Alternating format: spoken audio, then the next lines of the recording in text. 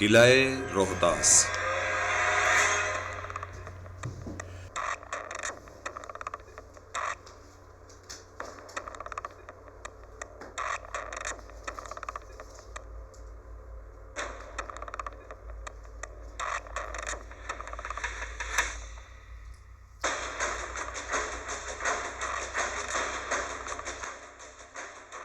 شیر شاہ سوری کا تعمیر کیا گیا قلعہ روہتاس 948 ہجری میں مکمل ہوا، جو جنوبی پوٹھوہار اور کوہستان نمک کی سرزمین کے وسط میں تعمیر کیا گیا، جس کا ایک طرف نالہ کس، دوسری طرف نالہ گھان اور تیسری طرف گہری کھائیاں اور گھنا جنگل ہے۔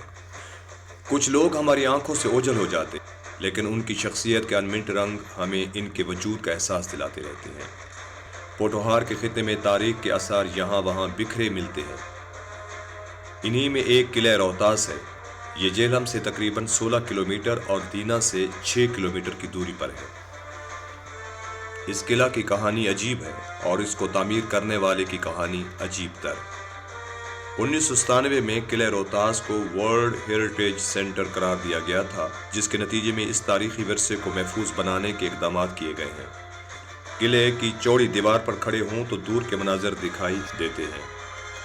اب تو درمیان میں آبادیاں آ گئی ہیں، لیکن 16ویں صدی میں جب یہ قلعہ بنا تھا تو اس کو تعمیر کرنے والوں نے جگہ کا سوچ سمجھ کر انتخاب کیا تھا۔ قلعہ جس جگہ تعمیر کیا گیا وہ سطح سمندر سے کافی بلندی پر واقع ہے، جس کے قریب ہی پانی کی فراوانی تھی۔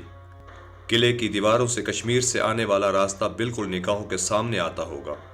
یہ قلعہ شیر شاہ سوری نے 1541 میں تعمیر کرنے کا حکم دیا، تاکہ ایک طرف مغلوں کے وفادار گکھڑ قبائل پر نظر رکھی جا سکے، جہاں سے اس کا حریف ہمایوں کسی وقت بھی واپس آ سکتا تھا۔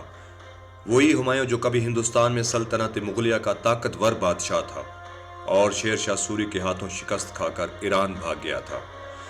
قلعے کی دیواروں پر موسم سرما کی اجلی دھوپ پھیلی ہوئی ہے اور میں ایک پتھر سے ٹیک لگا کر بیٹھ جاتا ہوں، آنکھیں بند کر کے شیر شاہ سوری کا تصور کرتا ہوں، جس نے تن تنہا مغلوں کی مضبوط حکومت کو شکست دی۔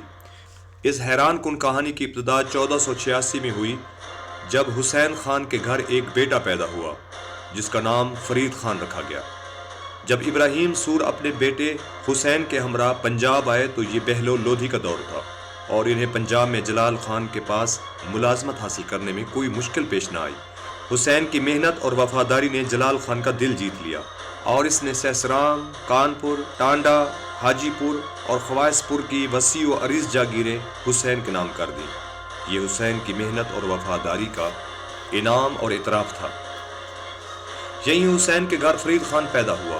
حسین کی اولاد میں سب سے بڑا ہونے کی وجہ سے وہ حسین کا وارث تھا، لیکن ستیلی ماں باپ بیٹے کے درمیان دیواریں کھڑی کرنے میں مصروف رہتی تھی۔ فرید خان اس سارے ماحول سے تنگ آ کر گھر سے چلا گیا۔ ان کی منزل جونپور تھی۔ جونپور اس زمانے میں ثقافت اور علم کا ایک مرکز تھا۔ یہاں فرید خان نے 3 سال گزارے اور اس دوران علم و ادب اور عربی و فارسی زبانوں پر دسترس حاصل کی۔ اس کا اگلا پڑاؤ بہار تھا، جہاں بہار شاہ لوہانی کی حکمرانی تھی۔ جلد ہی بہار شاہ کو معلوم ہو گیا کہ فرید خان غیر معمولی صلاحیتوں کا مالک ہے۔ ایک بار جب بہار شاہ شکار پر تھا تو اچانک ایک شیر اس پر حملہ آور ہوا۔ اس سے پہلے کہ شیر اس کو کوئی گزند پہنچاتا، فرید خان بجلی کی سی تیزی سے شیر کی طرف لپکا اور اپنی تلوار سے اس کا کام تمام کر دیا۔ موت بہار شاہ کو چھو کر گزر گئی۔ اس واقعے سے بہار شاہ کی نگاہوں میں فرید خان کا رتبہ اور بلند کر دیا اور اس نے فرید خان کو شیر خان کا خطاب دیا۔ یہ خطاب فرید خان کے لیے خوش قسمتی کا سامان لایا اور پھر تاریخ نے فرید خان کو شیر شاہ سوری کے نام سے یاد رکھا۔ اس کے خواب اب نئی دنیاؤں کے متلاشی تھے۔ اس کا موقع جلد ہی مل گیا۔ ظہیر الدین بابر ایک طوفان کی طرح آیا اور پانی پت کے میدان میں ابراہیم لودھی کو شکست دے کر ہندوستان کا حکمران بن گیا۔ یہ ہندوستان میں مغلیہ سلطنت کی ابتدا تھی۔ یہ 1526 کا سال تھا۔ اگلے ہی برس شیر شاہ نے مغلیہ دربار میں اپنی قسمت آزمائی، اپنی ذہانت، دلیری اور شجاعت سے مغل فوج میں اپنا مقام بنا لیا۔ بہار پر حملے میں بابر کے ہمراہ حصہ لیا اور اپنی غیر معمولی جنگی مہارت کے جوہر دکھائے۔ شیر شاہ کا مغلیہ فوج میں قیام 1527 سے 1528 تک رہا۔ اس دوران اسے مغلوں کے نظام سیاست، نظام معیشت، عصری نظام کو بغور پرکھنے کا موقع ملا۔ اس کی دور بین نگاہیں مستقبل کا وہ منظر دیکھ رہی تھی جس کا کسی کو اندازہ نہیں تھا سوائے ایک شخص کے، جس کا نام ظہیر الدین بابر تھا، جو ہندوستان کا حکمران تھا اور جس کے دربار سے شیر شاہ وابستہ تھا۔ ظہیر الدین بابر نے ایک دنیا دیکھی تھی۔ اس نے اپنی فوج کے جنگجو شیر شاہ کی آنکھوں میں وہ سب کچھ دیکھ لیا تھا جو شیر شاہ کے دل کا منظر تھا۔ بابر نے اپنی قریبی رفقا سے کہا کہ شیر شاہ کی کڑی نگرانی کی جائے۔ شیر شاہ بھانپ گیا کہ وہ بابر کا اعتماد کھو چکا ہے۔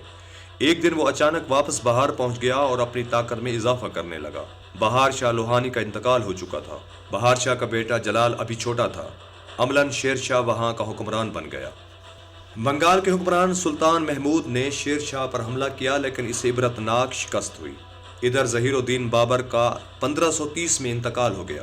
بابر کے بعد اس کا بیٹا ہمایوں تخت پر بیٹھا۔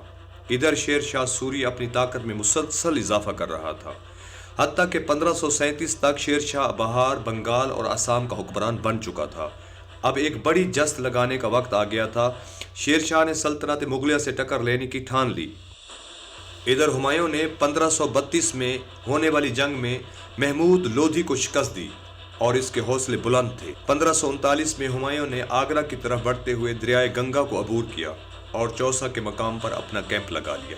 شیر شاہ کو اس موقع کی تلاش تھی۔ شیر شاہ کی فوج نے ہمایوں کے لشکر پر حملہ کر دیا اور مغلیہ فوج پسپا ہو گئی۔ چوسا کی جنگ نے شیر شاہ کی برتری ثابت کر دی، لیکن فیصلہ کن جنگ اگلے سال کنوج کے مقام پر ہوئی، جہاں شیر شاہ کی فوج نے ہمایوں کے لشکر کو عبرتناک شکست دی اور ہمایوں ہندوستان چھوڑ کر ایران کی طرف بھاگ گیا۔ یہ 1540 کا سال تھا جب شیر شاہ سوری پورے ہندوستان کا حکمران بن گیا۔ اس سے معلوم تھا کہ مغل اپنی شکست پر خاموش نہیں بیٹھیں گے، اس لیے اگلے سال ہی اس نے قلعہ روہتاس کی تعمیر کا حکم دیا، ایک ایسا قلعہ جو کشمیر کے آنے والے راستوں کا نگران ہو۔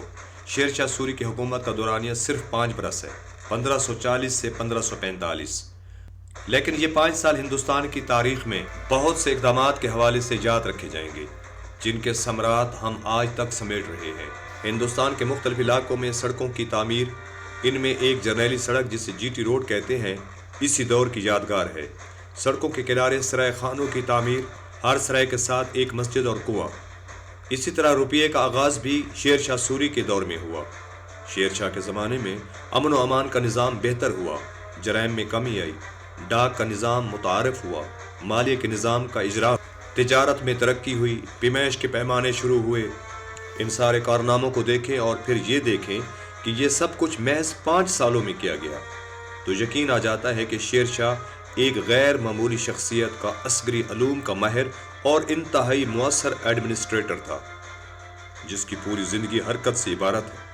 اس کی موت بھی اس وقت ہوئی جب وہ قلنجر قلعے کا محاصرہ کیے ہوئے تھا اور قلعہ کی مضبوط دیواروں کو توڑنے کے لیے بارود کا استعمال کیا جا رہا تھا۔